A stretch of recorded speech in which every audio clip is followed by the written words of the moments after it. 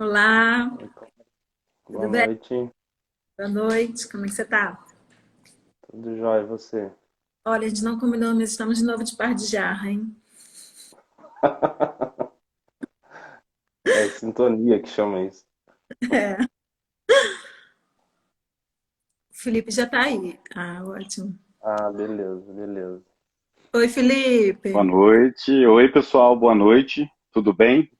Tudo certo Tudo com você? jóia. Tudo jóia também, né? Foi um dia meio corrido, mas deu tudo certo no final e estamos aí, né? Legal. Eu vi sua mensagem lá que foi um dia louco, né, no trabalho. Foi, hoje foi. Tem sempre esses dias, né? Mas foi muito bacana. Deu tudo certo, Ah, que bom, isso que importa, né? com certeza. Então vamos começar, né? A nossa live. Eu acho que o pessoal já está entrando aí. E aí a gente começa, vai se apresentando, e aí a gente já entra no assunto. Pode ser? Beleza. Claro. Primeiramente, obrigada, né, Felipe, por aceitar nosso convite. É um grande prazer ter você aqui. É um colega da época de Juiz de Fora, do NEEM, do Laboratório NEEM. É um grande prazer estar conversando com você aqui, divulgando informação, levando informação relevante para o pessoal. E espero que seja uma noite, sim, uma live realmente com informações importantes para o pessoal. Antes da gente Não, eu começar, agradeço muito o eu convite. Pode falar, eu acho que está com delay. Não, eu não só ia falar que eu agradeço o convite de sempre bom poder estar partilhando, né, experiências, informações. Acho que vai ser bem interessante. Ah, com certeza. Gostaria de apresentar o pessoal, né? Nós somos a Crystal Solutions, eu, Maria Clara, e o Luciano, meu sócio. Nós somos a Crystal Solutions, empresa de consultoria na área de análises químicas para a indústria farmacêutica e farmoquímica. Nós trabalhamos especificamente com sólidos. E a gente convidou o Felipe para conversar com a gente hoje para poder levar um pouco. Não sei se vocês têm acompanhado, né, a nossa rede social, a gente tem falado sobre patente. E aí a gente resolveu falar sobre esse assunto porque é um assunto de extrema relevância, né? Nós estamos passando por um momento assim, de grande inovação tecnológica no nosso país, no mundo, né? A tendência agora é essa e a gente tem abordado esse tópico dentro da nossa rede social, levado informação importante para o pessoal, e por isso que a gente convidou o Felipe para participar aqui hoje, porque ele é autor de duas patentes, ele trabalha na indústria farmacêutica, né, numa grande farmoquímica, né, farmacêutica, e ele vai contar um pouco da experiência dele para a gente. Mas antes de a gente começar, então, para quem que é essa live?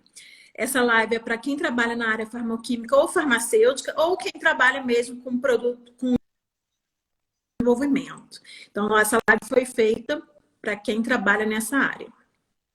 E aí, Felipe, eu gostaria que você começasse se apresentando, falasse da sua formação, do seu trabalho. Claro. Mais uma vez, obrigado ao Luciano, a Clara, a Crystal Solutions, por essa oportunidade, né? Bem interessante estar desse outro lado agora, né, da indústria, compartilhando conhecimento, como eu disse. A maior parte da minha vida profissional ainda, né? Vai fazer agora, daqui a 2 dias, vai fazer 3 anos que eu estou na indústria farmacêutica, mas a maior parte da minha vida profissional ela foi na academia, né? Fiz química, né? Eu sou bacharel em química, fiz iniciação científica, né? Eu trabalhei em 2 laboratórios na minha graduação, fiquei um tempo em Portugal, fiz doutorado na USP, depois eu fiz minha graduação na UFJF, como a Clara falou, né? Da onde eu conheço o Luciano e a Clara. E depois fui para o doutorado na USP, onde eu fiz doutorado sanduíche, fui para os Estados Unidos, fiquei um tempo, e eu trabalhava, né, numa parte bastante teórica, né, eu sou, né, sou espectroscopista, né, então por formação, especificamente espectroscopia Raman, trabalhei e com simulação computacional de líquidos iônicos, então um tema extremamente teórico, né, e, e aí, se você me perguntasse, né, há 4 anos atrás, se eu estaria, né, me falasse, vai estar na indústria farmacêutica, eu, eu ia rir, né, eu ia gargalhar, porque seria impensável, né, no caminho que estava seguindo a minha carreira até então. Então, foi uma virada muito grande, profissional, naquele momento. Isso foi em agosto de 2018.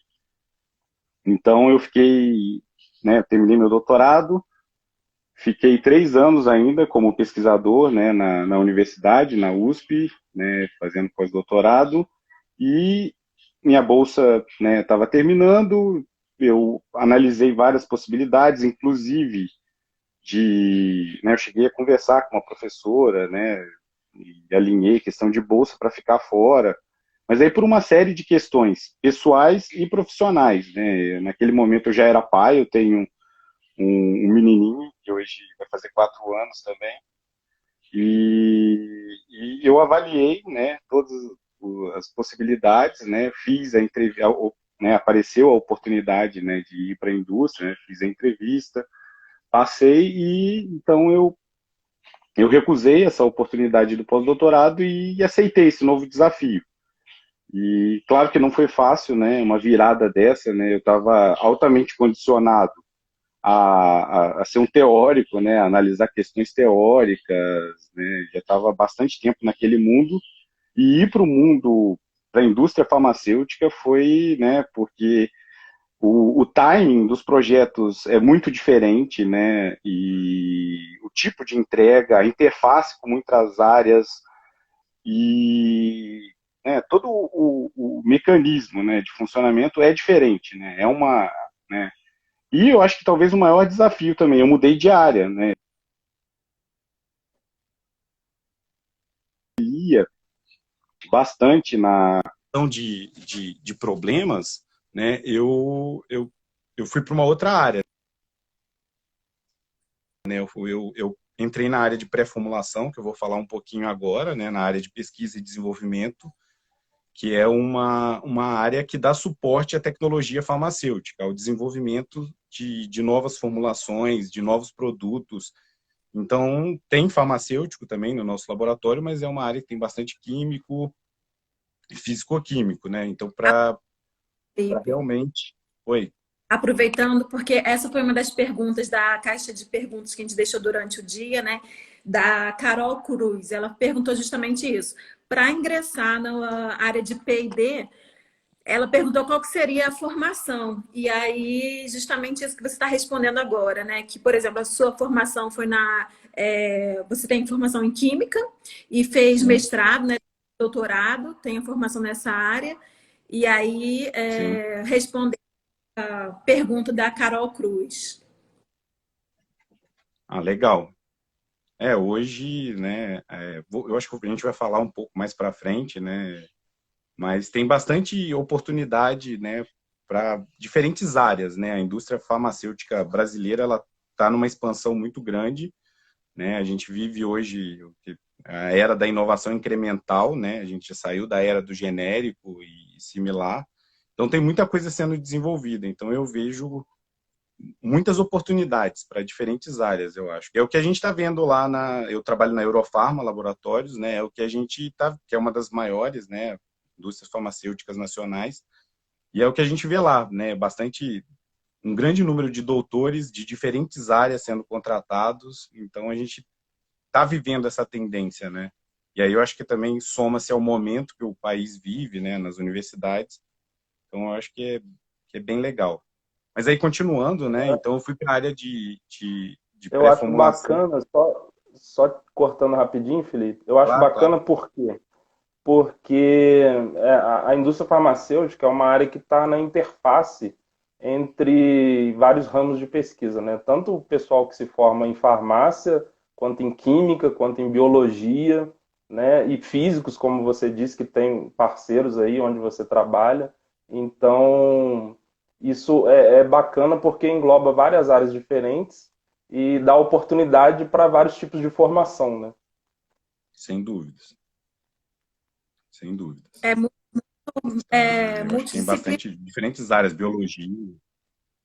Inclusive, você falou isso, né? Que uma das dificuldades é justamente essa, né? A dinâmica muda e seria justamente isso, né? Você ter que se comunicar com diferentes áreas, né? Porque quando você está dentro da pesquisa, universidade, você geralmente fala a mesma língua porque é um mundo restrito. E aí, de repente, você tem que se comunicar com várias outras áreas, justamente porque cada uma tem uma expertise, e para um projeto grande se desenvolver, é preciso esses vários conhecimentos técnicos e também as várias habilidades também, né, Felipe? Sim, sem dúvida. Uma das principais, eu acho, né, dentro da indústria farmacêutica é a resolução de problemas, né? Claro que a gente tem que desenvolver bastante essa interface, né, de áreas, de comunicação, mas eu acho que o que a gente, né, o pesquisador, né, o acadêmico, ele, né, na resolução de problemas, acho que a gente pode contribuir bastante, né, na indústria, que é o que vem acontecendo, né, com a contratação, né, como eu disse, de vários doutores em diferentes áreas, né, que eu tenho visto. Sim. Muito bom. Então, Bom, mas aí, pode falar. continuando, né, Hum. né, só para finalizar essa parte, então eu fui para a pré-formulação, que é uma área de apoio à tecnologia farmacêutica, que é o desenvolvimento. Então, eu atuo no laboratório que dá suporte, né, é uma área de suporte aos farmacêuticos que trabalham no desenvolvimento de formulações, né, de novos produtos, na resolução de problemas, desde a matéria-prima, né, até o desenvolvimento do produto e mesmo desvios que acontecem em produtos de linha da empresa, né, todos os reclamações de mercado, tudo isso então é muito legal também a área que eu fui, né, tipo, e nesse sentido a minha formação, né, ajuda bastante, né, que tem isso é muito legal, tem problemas diversos, né, a gente resolve coisas bastante variadas. E daí também, né, o laboratório ser multidisciplinar, né, como você disse, Clara. A gente tem, hoje, lá no laboratório de pré-formulação, químico orgânico, a gente tem cristalógrafo, então a gente tem... agora acabou de ser contratado um doutor com formação analítica, ele trabalha com ICP, emissão atômica, CPMS, e... enfim. Ah, bem bacana esse overview, né? Acho que o Felipe travou um pouco aqui para mim. Travou a tela dele.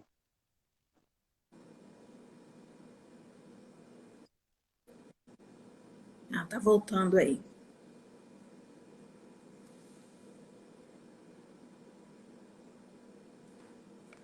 Um probleminha técnico, mas é bem interessante essa visão que o Felipe trouxe, né? Que eu acho que está coincidindo, né? Um pouco da situação atual, nacional, de pouco investimento na pesquisa e a indústria farmacêutica, né, farmacêutica, está absorvendo justamente isso. Eu acho que Uhum. tá ali de novo, grande. Eu vou colocar ele aqui. Uhum. Enviei o convite para ele. E aí já respondemos uma pergunta. Ah, Uhum. legal. Desculpa, gente, eu acho que eu tive um problema aqui. Hoje minha rede tá muito complicada. Já tive um problema mais cedo também para apresentar um projeto. Hoje está Não, complicado. normal. Tudo bem. Normal. Isso é o mundo de hoje em dia. O normal de hoje em dia é isso. É. E é Faz impressionante, parte. né? Leite Muffin mesmo. Sempre falta a internet na hora que você mais precisa, né? Isso mesmo. Mas vamos lá, gente. Aí, Felipe, eu gostaria que você agora falasse um pouco sobre como é que você se tornou autor de uma patente, que tipo de patente é essa? Você já falou um pouco, né, sobre a tendência da gente utilizar patentes incrementais, né, ao invés de utilizar. A gente está tendendo mais, né, para patente incremental do que de inovação radical. E aí eu queria que você falasse um pouco sobre isso. Até É, como que. a inovação radical, ela, na indústria farmacêutica, né, até onde vai o meu conhecimento hoje, ela é muito complicada. Né, exige um investimento muito grande, né, e as indústrias nacionais, né, que as multinacionais fazem todo esse tipo de pesquisa lá fora, né, E as indústrias nacionais, elas estão começando. Na Eurofarma, a gente tem um grupo de inovação radical muito forte, desenvolvendo novas moléculas, mas custa muito caro, né? A média de valor, né, uma estimativa grossa de desenvolvimento de um fármaco, né, do início ao fim, uma nova molécula com alvo, todo o screening inicial, aí tem toda uma parte computacional também para você otimizar a molécula, e síntese, escalonamento, pré-formulação, estudo clínico é da faixa de um bilhão de dólares. Então, hoje a gente está falando de 5 bilhões de reais. Então, mesmo as indústrias nacionais, que estão crescendo bastante, é um valor, é uma quantia muito grande. Mas a gente já tem um núcleo, né? Isso está em vias, mas hoje, né, como eu mencionei, a inovação incremental é você pegar uma molécula que já existe e aplicar num outro tipo de formulação, por exemplo. Então, você sair de um comprimido para uma solução, ou mesmo um ativo que é utilizado, né, que tem ele é utilizado para uma determinada doença, você utilizar com uma outra função. Isso também seria inovação incremental. Você teria que fazer um estudo clínico básico para provar. Então, tudo isso, né, ele é categorizado como inovação incremental. E cabe, claro, patente, proteção, né, do seu produto e tudo mais. Em relação a patentes, né, tipo, eu tive a oportunidade de participar de 2 projetos até agora, né, então eu participei da autoria de 2 patentes na Eurofarma, e eu acho que foi uma coisa meio fortuita, que eu entrei na empresa, né, como eu disse, eu saí, né, da carreira que eu estava trilhando até o momento, acadêmica, e entrei na indústria e eles estavam começando com essa política, né, na Eurofarma, né, de realmente incentivar, né, como hoje está em vigor já, mas naquela época estava bem no início, né, de querer, né, que o P&D gastasse realmente energia buscando oportunidades de patentes e tudo mais. Você ia falar, Clara? Desculpa. Não, eu só falei que você fez... Na verdade, você não saiu, né? Você fez uma transição de carreira. Você encontrou uma... Uma transição de carreira, isso, exatamente. É que, para mim, e foi uma mudança muito grande, assim, eu falo, assim, realmente, foi uma transição de carreira, mas foi uma mudança tão grande de paradigma na minha cabeça, do que eu vinha trilhando até o momento, né? Como eu disse, eu trabalhava com simulação computacional de estrutura de líquidos, né? Então, uma coisa que, se você projetar, né, nesse outro mundo, na dinâmica dele, é muito diferente, né? Foi uma mudança grande, então, mas realmente foi uma transição. E eu uso, de fato, né, todo o background de técnicas que eu usei para o desenvolvimento, né, da minha pesquisa, na época, na academia, eu com certeza eu utilizo tudo, né, desse background teórico, aplicando, inclusive até algumas coisas em alguns projetos que ainda, né, a gente está trabalhando lá, relacionado até a meu tópico de pesquisa mesmo. Então, isso foi muito legal, né? É uma das coisas que mais me motiva, né, onde eu estou, sem dúvida.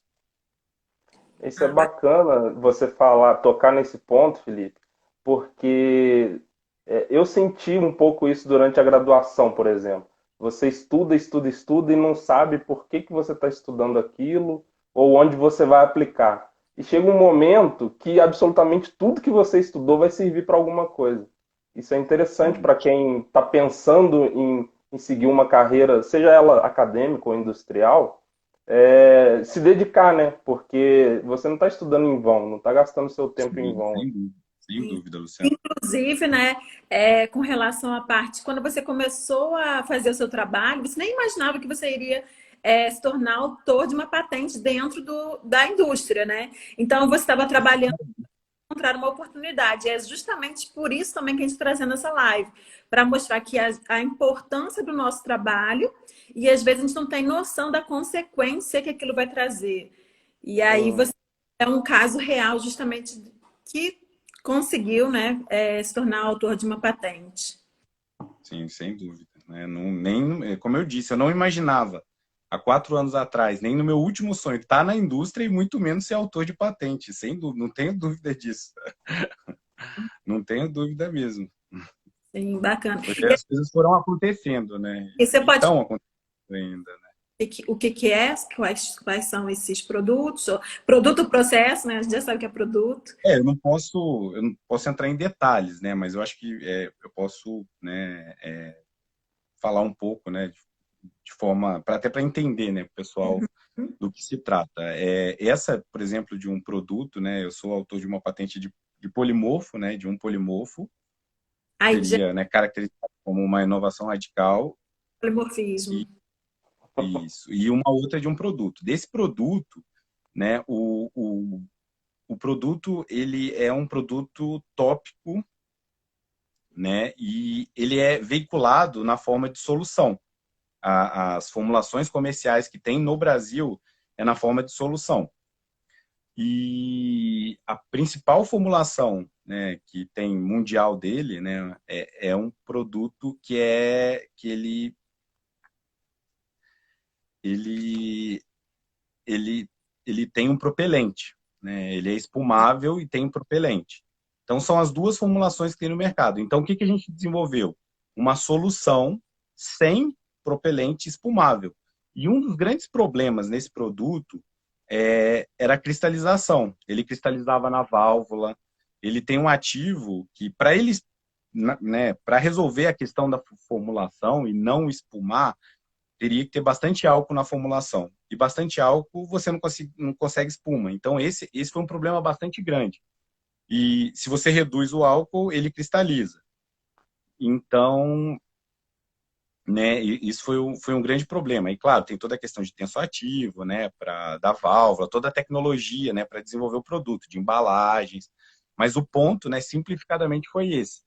E aí eu usei, né, usei Raman, né, para dar suporte, né, teve toda, né, como eu disse, a pré-formulação ela dá suporte à área de farmacotécnica. Então, teve a farmacotécnica, né, a Maiara, né, Maiara Costa, que desenvolveu todo, né, o produto, testou várias formulações e a gente foi trabalhando junto, né, na caracterização do resíduo. A gente fazia vários testes, né, deixava o produto exposto, volatiliza, cristalizou, né, e a gente via, é um resíduo amorfo. Então a gente realmente otimizou para mitigar esse problema e conseguiu otimizar toda a questão de tensoativo para ter uma espuma que tem toda uma questão da espuma ser estável no momento da aplicação, para, né, todas essas questões têm que ser levadas em consideração da embalagem no desenvolvimento do produto. E agora, né, então, e a gente, né, entrou, né, a gente olhou toda a questão de anterioridade e, enfim, né, o produto agora está, a gente conseguiu, né, já submetemos essa patente e o produto está em fase de estudo clínico, né? Como é uma inovação incremental, a gente precisa verificar a permeabilidade. Nesse caso, o produto ele tem uma ação local, então ele não pode cair, né, na circulação, né, não é sistêmico.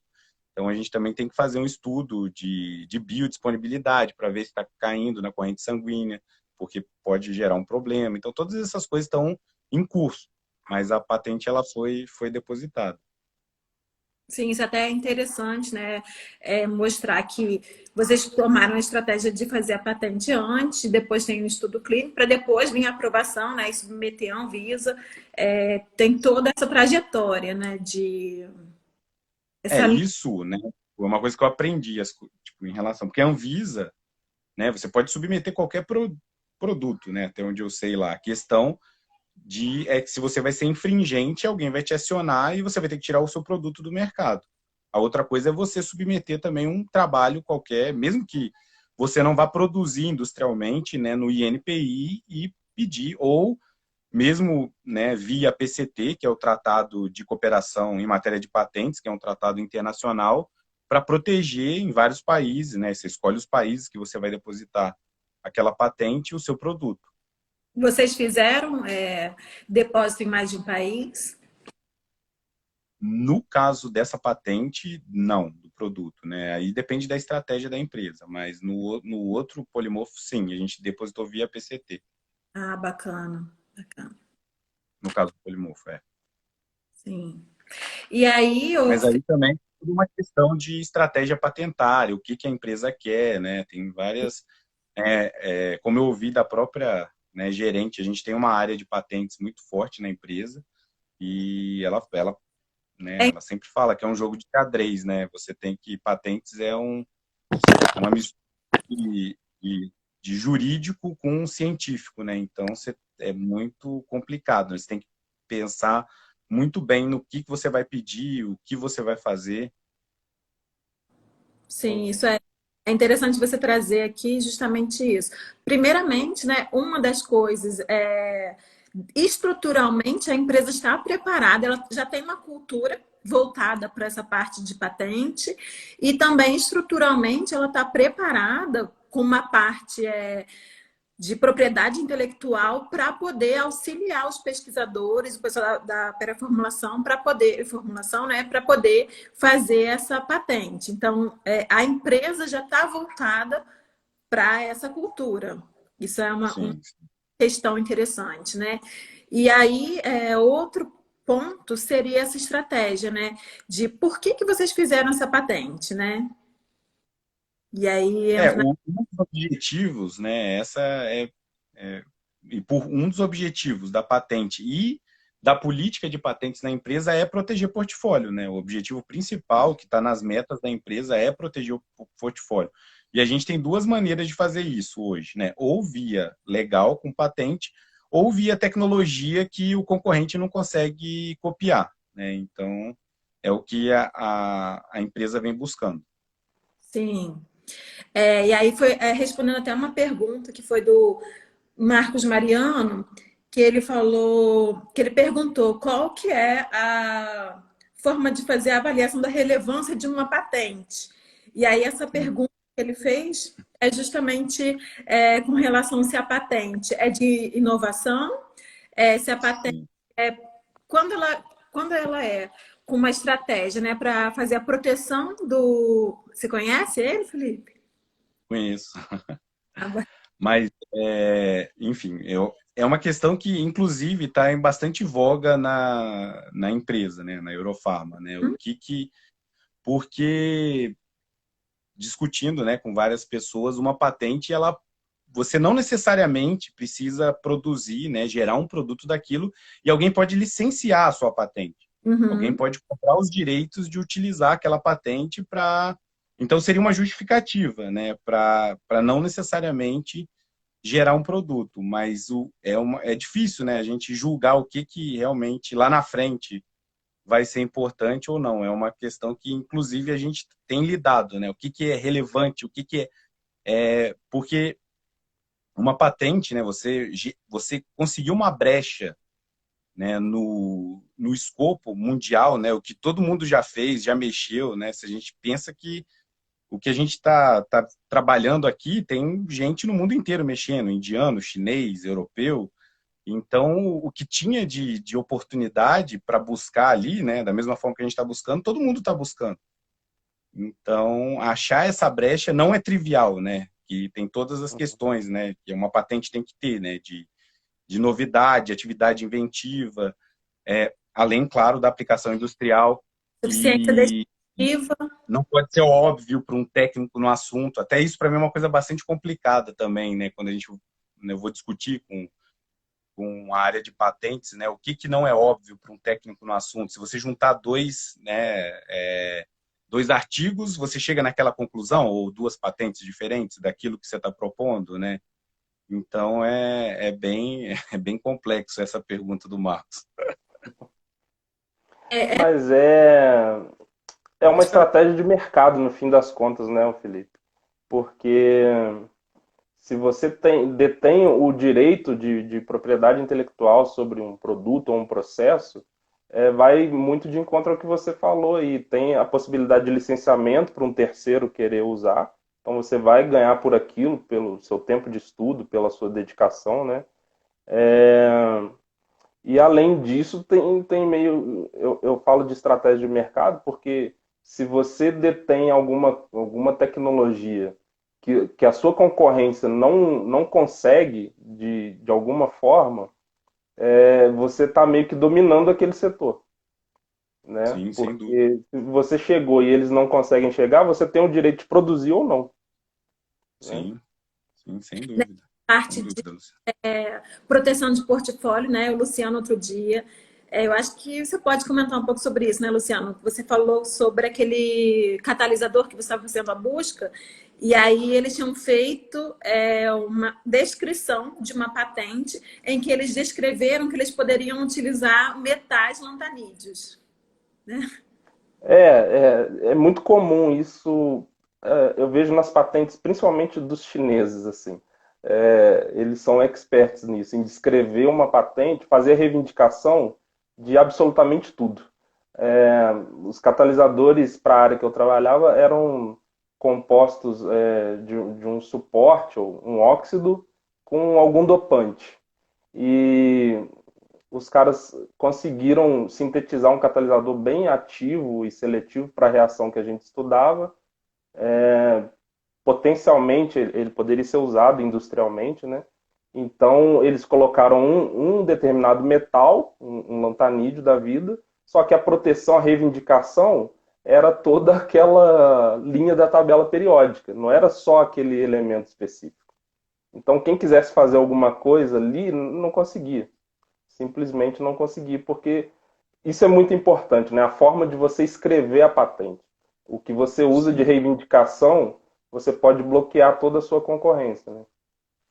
sem dúvida, Luciano. Isso é uma outra questão, né, que a gente lida bastante lá, que eu tento entender diariamente, né, porque como que algumas patentes, né, inclusive eu mencionei que eu sou da área de líquidos iônicos, eu me deparei com uma que o cara simplesmente bloqueou todos os líquidos iônicos com ativos farmacêuticos, né, formadores de cátion, o ânion. Mas o ponto é, né, o quão amplo você pode ser. Isso é uma outra questão que eu aprendi que cada país você pode pedir muito amplo. E no nosso caso o INPI, mas nos outros países, os respectivos, né, órgãos que regulam isso, ele pode pedir para você restringir ou não, né? Mas você pode colocar o quão amplo você. Isso para mim é bem complicado de entender, né? E o quão amplo você pode ser.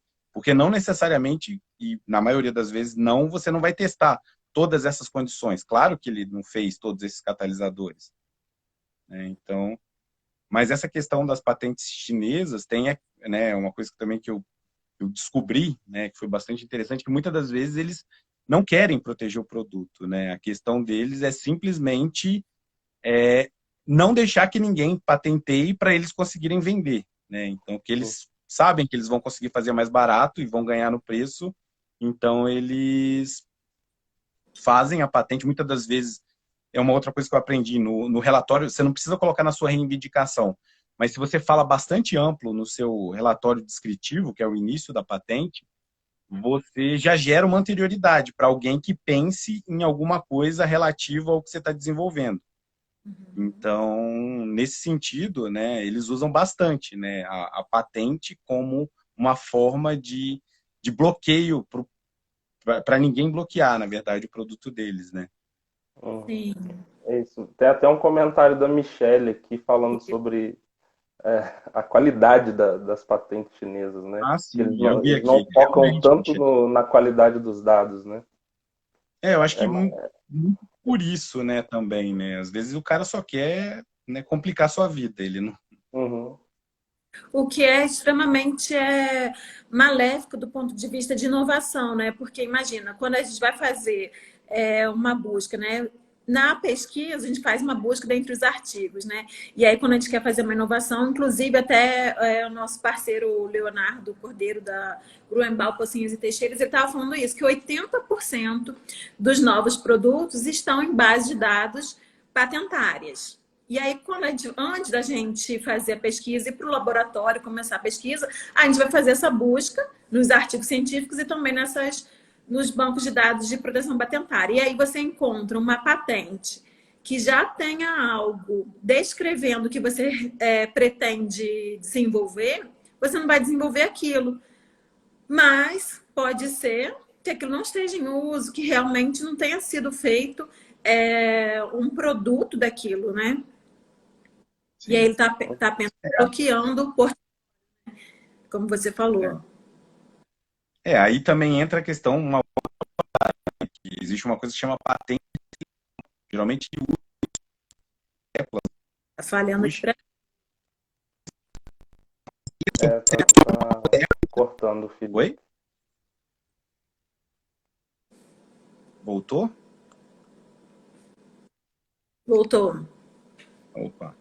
Então, você faz uma seleção dentro daquele escopo grande e amplia os estudos de aplicação, e aí você consegue o que eles chamam de uma patente de seleção. Então, é como se você Que é o pegasse uma coisa muito ampla e fechar. Michele, nossa parceira também lá da Gruenbal Pocinho Teixeira, né? Ela está complementando aqui, justamente isso que você falou, a patente de seleção. Isso, exatamente.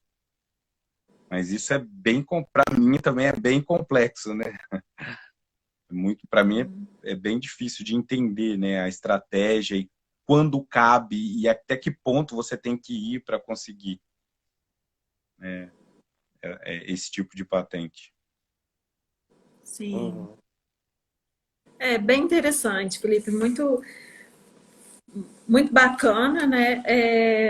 E aí, Felipe, com relação a essa parte de você ter se tornado o autor de uma patente, você vê impacto isso na sua carreira?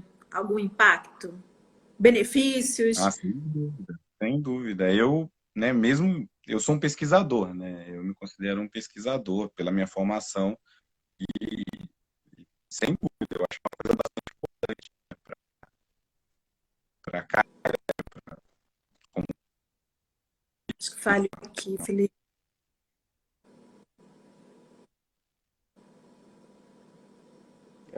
Tá travando. Vamos esperar. Voltou? Pode repetir, Felipe, porque eu não escutei nada.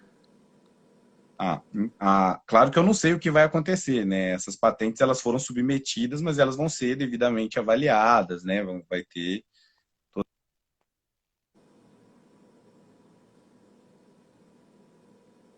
Travou de novo. Uhum. Acho que podia sair e voltar de novo ele. Vou falar com ele. E aí, a Michelle comentou aqui, né? Para provar patenteabilidade, você só consegue se tiver exemplos e eles serem sinérgicos, inesperados. Uhum. Valeu, Michelle, pelos complementos. É bem importante trazendo essas informações aqui. E ele caiu, né, Felipe? Caiu. Tô Ele voltar. convidando aqui de novo. É muito interessante, né? Muita possibilidade. É bom trazer um caso desse que Pronto, voltei. Desculpa, gente, mais uma vez, tá bem complicado a minha situação hoje. Faz parte. acontece. Mas E aí, beleza. com relação a. É porque travou justamente na hora que você começou a responder, Felipe. Com Uhum. relação ao benefício, né? O que isso trouxe de vantagem? O que você vê? Você consegue enxergar alguma coisa, algum ganho já imediato? Alguma previsão? Então, como eu disse, a empresa ela tem uma política, né? Então tem, né, algum bônus, né, algum valor atrelado, né, na empresa relacionado a isso. Mas eu acho que o principal, independente disso, né, eu acho que realmente pro meu currículo, né, como pesquisador, eu acho que é uma coisa bastante interessante, né, além da experiência também, né, a gente não falou aqui, mas é um mundo, né, a literatura patentária é bastante diferente da literatura científica, né, de um artigo convencional. Então, para escrever, ou mesmo para ler, né, do que é importante naquele documento, o que você tem que ir atrás, o que realmente é relevante ali, né, você tem que estudar bastante, conhecer. Então, eu acho que todo esse conhecimento já valeu a pena, independente de qualquer outra coisa. Mas é claro que agrega muito, caso elas venham a ser aceitas e tudo mais, eu acho que agrega bastante ao meu meu currículo como um pesquisador, né? E agora na indústria. Com certeza. Com essa parte de leitura, o Luciano também pode dar um pouco da experiência dele, né? Ele trabalhou no INT, né, Luciano? E aí lá ele teve a oportunidade de escrever e entender um pouco sobre isso, né? Quer É, comentar? é, é muito bacana, assim, dá uma visão diferente realmente, né, do que a gente estava acostumado com a parte científica, né, porque você vê um mundo, uma forma de descrever completamente diferente do que você está acostumado. Sim. Aí o seu olhar vai ficando mais treinado, vamos dizer assim. Então, de tanto você ler patentes, reivindicações, a descrição, às vezes, muitas vezes você não precisa nem ler o relatório completo, né? Porque você já está tão Sim. focado naquele assunto, você sabe buscar os pontos principais e, como você falou, Clara, 80% do que movimenta o mundo, vamos dizer assim, está nos Hum, bancos de patente, não está nos bancos de artigo, né? exato. Então, é um mundo completamente diferente. Quem está Mas fazendo é pesquisa bacana. não procura nesses bancos de dados, está perdendo muita coisa, né? É como se estivesse reinventando a roda. Você está correndo muito risco de reinventar a roda, né? Fazer mais mesmo, perder seu tempo e dinheiro, né, gente? Tempo e dinheiro é uma coisa que você Uhum. pode evitar, então vamos evitar, né? E aí, É fundamental. complementando também a importância disso, né, Felipe, dentre o que a gente vem fazendo de pesquisa e também dentro das nossas postagens, né, tem um relatório da WIPO que ela traz justamente isso, porque a inovação, o desenvolvimento tecnológico, ele está muito atrelado com essa parte de patente. E aí, uma coisa que eu acho importante a gente trazer aqui para essa live é a visão do Brasil como um todo, né? E aí, quando a gente foi olhar esse relatório, a gente viu que o Brasil, ele não é nenhuma potência de inovação, mas ele também não está atrasado comparativo, né, com o que é aplicado financeiramente, né, o investimento nessa parte de inovação e o quanto a gente está classificado dentro dos países, a gente está exatamente onde a gente deveria estar. Então, nós não estamos nem atrasados, porque é uma tendência do brasileiro achar que a gente é pior, né? Achar que a gente tem a síndrome do cachorro vira-lata, né? Que a gente não está desenvolvendo tecnologicamente tão bem, mas se a gente for comparar, né, fazer um comparativo com todos os países e o quanto é aplicado de dinheiro nessa parte de pesquisa e inovação, né, P&D, a gente está bem classificado. Então, acho que estimular isso seria ideal para que o nosso país continue competitivo. Esse Uhum. dado é muito legal, Clara, muito legal mesmo, que ele mostra que a gente tem o que a gente coloca, né? A gente tem o que a gente planta, e a gente planta muito pouco. Então vai E colher pouco, não tem jeito. Se o investimento, e é engraçado, isso mostra também, né, o esforço, né, que a gente, o pouco que a gente coloca, ele se reflete, né? Se a gente normaliza esse gráfico, né, que você está falando, a gente fica próximo das grandes potências, né? Isso é bem interessante, essa forma de olhar, né? Que a gente sempre olha o gráfico com o número de patentes. E aí o Brasil, ele não existe, né, nesse gráfico. Fica lá, tem que aumentar a escala para ver o tamanho da barra do Brasil. mas Verdade, verdade. essa normalização, né? Fazendo Sim. justamente o quanto que é investido com o quanto que a gente está inovando, e aí a gente traz uma real situação do nosso país. E aí a gente vê, olha, porque a gente é visto como. A gente é muito criativo, né, Felipe? Eu via. Você deve ter visto isso trabalhando fora. Eu vi isso quando eu fui fazer meu doutorado fora. Luciano deve ter trabalhado com muito estrangeiro, né? E deve ter visto isso. Por onde a gente passa, a gente tem muitas soluções criativas. A gente Sem dúvida. pode não ter até melhor tecnologia, mas a gente sabe, olha, vamos tentar isso, vamos tentar aquilo. Então, assim, a criatividade, ela pode ser aplicada nessa parte de inovação. Sem dúvida, a gente aplica muito pouco, né? Eu, né, na época que eu, como eu mencionei, eu estava conversando muito com essa professora que eu conversei de seguir a carreira acadêmica, né, e fazer um pós-doc na França. Ela me falou várias vezes que ela valorizava bastante os pesquisadores brasileiros justamente por isso, né? pela criatividade, né? Que muitas das vezes outros perfis de pesquisadores não têm, né? Isso eu também escutei na época que eu fiquei nos Estados Unidos. Os chineses trabalham muito, mas eles não têm essa criatividade, essa capacidade de correlação, né, com diferentes coisas que o brasileiro tem, né? Isso eu escutei do americano, que era o chefe do laboratório. Eles... Então, média, né? Claro que eu estou falando aqui, né? Sim, sim. Tem o gráfico, a gaussiana tem desvio para mais e para menos, né? Mas é muito legal ter essa visão, né, que eu tive lá de fora, né? Porque realmente a gente para pensar no Brasil e pensa que só exporta coisa ruim, né? Exporta, claro, muita coisa, mas tem coisa muito boa também lá. Isso eu escutei de mais de um pesquisador, da valorização do perfil do pós-doutorando ou do pesquisador brasileiro. Sim, isso é importante também trazer aqui, né? E aí, com essa visão, trazer isso também para a nossa indústria farmacêutica, né? Porque se a gente está só importando a inovação, por que não desenvolver aqui? Inclusive, a gente estava vendo que uma das estratégias, né, por exemplo, na Índia, eles viram que eles compram muito da China. E aí eles pensaram assim, olha, uma forma da gente minimizar, né, a diferença da balança econômica, né, de exportação e importação, né, aumentar o produto interno bruto é justamente investir na indústria farmacêutica.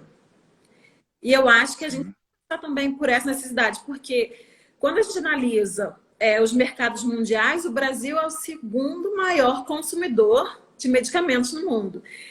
Então, não tem por que a gente não desenvolver a indústria. É um setor estratégico para o nosso país, né? Isso a gente está falando da indústria farmacêutica, mas tem a indústria farmoquímica, e a gente viu, eu acho que ficou muito claro nessa crise, né, sanitária que a gente está vivendo, o quão deficitária é, né, a nossa farmoquímica, né? A gente não tem, não existe, né? Se começar uma guerra mundial a gente não tem uma farmoquímica forte no Brasil. A gente compra, simplesmente ela se extinguiu. São poucos laboratórios, pelo menos que eu tenho conhecimento, que ainda fornecem alguns ativos, mas a grande maioria vem Índia, China, alguns países da Europa, Israel. Sim, exatamente. É questão de autonomia, né? Investir. Tem setores estratégicos, né? Energia e o farmoquímico, com certeza, é um setor estratégico para a nossa autonomia. Sim, sem dúvida. E aí, Felipe, eu queria.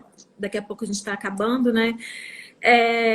Que você deixasse uma dica aí para o pessoal que quer. Talvez, que acha que tem uma oportunidade, o que eles devem fazer? Uma oportunidade de fazer uma patente? De patente? Eu acho que é isso, né? Acho que tem que estudar, primeiramente, sempre estudar bastante, né? Primeiro tem que entender, né? Para você ver aonde tem a brecha ali, que não é trivial de forma alguma. Então, eu acho que a primeira dica é se debruçar nesse mundo, né? E entender como que funciona, né? Porque tem essa parte, como eu disse, né? É uma parte científica casada com uma parte jurídica, né? Legal, né? Então, eu acho que o que eu diria primeiro, estude, né? E depois tente aplicar, né? A sua ver onde tem as oportunidades, como, né? Do seu projeto, da sua área, o que tem na literatura, né? Eu acho que eu começaria por aí, mas não é uma matéria trivial, de fato, né? Não. Bem estratégica, né? Tanto que é como você falou, né? 80% e boa parte, eu diria até do PIB mundial deve passar pelas patentes, né? Sem dúvida. Com certeza. Sem dúvida. Sim. E aí, mais uma pergunta, né, com relação a essa parte de transição de carreira, né? Você fala aí que você vinha mirando um caminho, porque foi uma das perguntas, né, que o pessoal fez aqui pra gente. Com relação a isso, você acha qual que é o perfil para quem quer trabalhar com a parte de pesquisa e desenvolvimento dentro da indústria farmacêutica? Primeiro, eu acho que tem que ter a formação, né? É. Com pesquisa e desenvolvimento, eu acho que você tem que buscar a formação adequada, né, para a área que você quer atuar.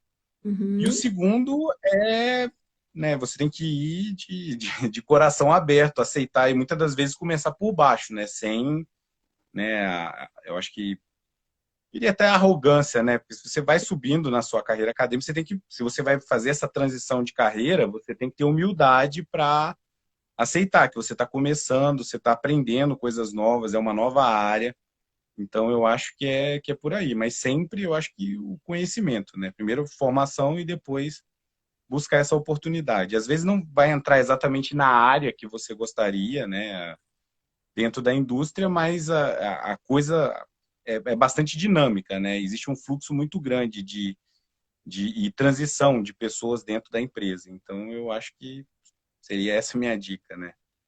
Sim, bacana. Dois pontos aí que você trouxe, né? Um, esse da humildade. Eu acho que quem não é humilde nunca está disposto a aprender. Sempre acha que já sabe, né? E aí eu acho que isso é Sim. um grande erro das pessoas, é achar que já sabe tudo, achar que não pode ser corrigido. A humildade é muito importante. E quando você falou dessa parte de dinâmica, né? Eu tenho vários amigos que fizeram essa transição também. E aí eles falam que uma das coisas interessantes, né, que dá gás para trabalhar na indústria é justamente esse dinamismo, porque na Ah, pesquisa você trabalhava muito tempo num projeto, esse projeto às vezes nem ia até o final, sim. e aí gerava essa frustração, né? Comigo aconteceu muito isso, né? De ficar Para trabalhando, todo mundo, né? não publicar, não chegar a finalizar o projeto, e aí você ficava frustrada. E aí na indústria você até tem de não finalizar, mas você está sempre mudando, né? Sempre coisa nova, resolvendo novos problemas, né? Justamente por causa desse dinamismo. Sim, sem dúvida. Na academia eu costumava até brincar, né? Que quando dá certo de primeira é porque tem algum problema, né? Você não vai dar certo. Tem alguma coisa errada no seu projeto. E na Uhum. indústria, esse foi um dos meus desafios também, né? Você trabalhar com vários projetos ao mesmo tempo, né? E virar a chave muito rápido. Inclusive, acho que até hoje eu estou me adaptando a isso. É muito dinâmico a velocidade de entrega e como a velocidade que você tem que virar a chave mental, né? Agora a gente está falando disso, agora é aquele outro projeto, agora é esse, né? E isso eu acho que é bastante interessante, né? Desenvolver essa habilidade. Na academia são dois, no máximo três projetos que você vai levando ao mesmo tempo. Claro, porque devido à profundidade, você está escrevendo, você vai escrever, vai sair um trabalho no estado da arte, né? Não estou querendo, né? Eu acho que cada coisa devidamente pesada, Cada mas sem tempo. dúvida, né? Isso, você tem que ler bastante. Mas eu acho que esse dinamismo é bem interessante, né? Não tem monotonia, isso não tem mesmo. Ai, bacana. Luciano, mais alguma coisa? Alguma dúvida? Aproveita aí que o Felipe tem, a gente tem 5 minutinhos com ele para a gente não perder essa live. Tem que sugar o máximo que puder, né? Qualquer dúvida também, coloca aí nas perguntas para a gente poder fazer para o Felipe. Aproveitar ele aqui. Não, mas é bacana, Felipe. Bacana ver que você mudou, né, assim, radicalmente, né? Radicalmente. Virou, pô, é um profissional respeitado. Porque eu te conheci, eu tava, acho que eu tava finalizando o mestrado, você tava na iniciação científica, alguma coisa assim. A gente se Isso, no esbarrava de laboratório vez que em você fez. quando, né? Isso, Isso, isso. eu lembro de você sempre sentado lá estudando. Você, se eu não me engano, você já fazia o mestrado com a Renata, né? Eu Isso. lembro de você sempre. Mas isso é aquela história, né? Você vai no laboratório, aí você já tem disciplina, não é um. Você não Uhum. vive a vida acadêmica quando você vai para pós-graduação, né? Mas eu lembro bastante de você lá, Luciano. E a Clara, se eu não me engano, era minha veterana, né, Clara? Não, era uma. Você me falou da última vez, você é algumas turmas para frente. Isso, Mas eu lembro Mas também de é bastante de vocês, você lá. muito legal ver que você fez percorreu esse caminho, né, e está tendo sucesso, e está dedicado a vários projetos, e dentro desses projetos já conseguiu desenvolver tecnologia, né, porque propriedade intelectual é isso, nada mais do que você provar que você desenvolveu algo novo, né. Eu acho que isso é uma das principais, vamos dizer, metas de um cientista, né? Falando globalmente. Você desenvolveu alguma coisa que é útil, pode ser útil para a sociedade, né? E eu acho que isso faz total diferença na carreira. As pessoas. Eu tive essa oportunidade também de desenvolver, depositar patente e tudo, mas a gente acaba se realizando, né? E dentro da indústria farmacêutica, como você mesmo disse, é um mercado muito dinâmico, é um setor muito dinâmico, você vai ter mais oportunidades disso acontecer novamente, né? Porque está envolvido em várias coisas ao mesmo tempo. Então, isso é muito bacana. Para mim é uma satisfação. Um prazer ter conversado com você aqui. Legal, foi muito bacana. Eu acho que a gente precisa divulgar mais esse tipo de tema mesmo, né? Parece que é um tabu ainda no Brasil, né? Eu, pelo menos, antes nunca nem tinha ouvido falar, né? De ir para a indústria, né? Patente. E eu acho que a gente tem que disseminar mesmo essa informação e esse tipo de conhecimento. Com certeza, essa é uma das intenções aqui da Crystal Solutions, além da gente fazer nossa parte, né? A gente é uma startup, então nós somos uma empresa que está voltada para inovação, né? Nós desenvolvemos um produto de inovação e a gente quer justamente isso, além da gente desenvolver nosso produto de inovação, levar a informação para o pessoal, influenciar outras pessoas, né? Mostrar outros caminhos, exatamente esse, como você falou, né? Você estava voltado para a academia e aí teve que ir para a indústria. E aí você acabou se deparando com um mundo que você não conhecia, mas que você passou a gostar. E foi legal, né? Por exemplo, hoje, quando eu te mandei mensagem, você falou assim, vai ser muito bacana essa live, levar informação. E eu acho justamente isso, quando a gente se empolga com o que a gente está fazendo, a gente quer levar para outras pessoas, quer disseminar informação, incentivar e também levar informação de qualidade. Então, para mim foi um prazer conversar com você aqui, Felipe. Muito legal, né? Eu espero que a Crystal Solutions realmente deslanche. A gente precisa, né? Muito desse gap que vocês estão se propondo também a fazer de universidade e indústria, né? Eu acho que tem que ter essa colaboração. A gente vê também de novo, né? Citando a pandemia, né? A gente viu, né, direto, até pelo nome, Oxford, AstraZeneca, né? Todas as vacinas foram desenvolvidas em colaboração e interface direta com a universidade. Né? A maioria dessas empresas, elas pagam bolsa de pós-doutorado, inclusive a Eurofarma também hoje ela vem pagando, já tem alguns pós-doutores com bolsa, né, da empresa, mas eu acho que é extremamente importante, né, essa interface para o desenvolvimento, né, principalmente nesse tópico. Uhum. Bacana demais. A Clara está entrando aqui de novo.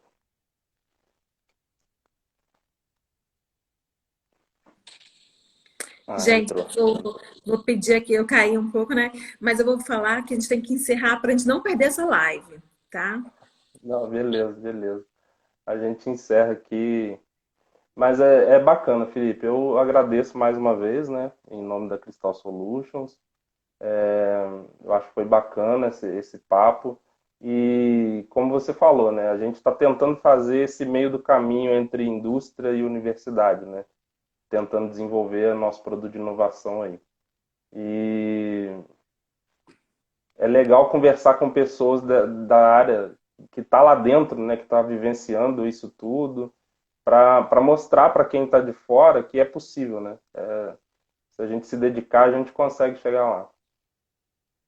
Sem dúvida. Então, obrigada mais uma vez, Felipe. Tudo de bom para você, tá? A gente tenha mais. Para vocês também, Crystal Solutions, muito obrigado aí pela oportunidade e pelo aprendizado. Sim, a gente se coloca à disposição. Qualquer coisa, é só procurar. Também para o pessoal que está assistindo aí, qualquer coisa, é só procurar a gente. Se tiverem até proposta, né, de assuntos que queiram que a gente traga aqui. Uhum. Bacana. E feliz Dia dos Pais aí, Felipe. Tá chegando. Obrigado. Obrigadão, Luciano.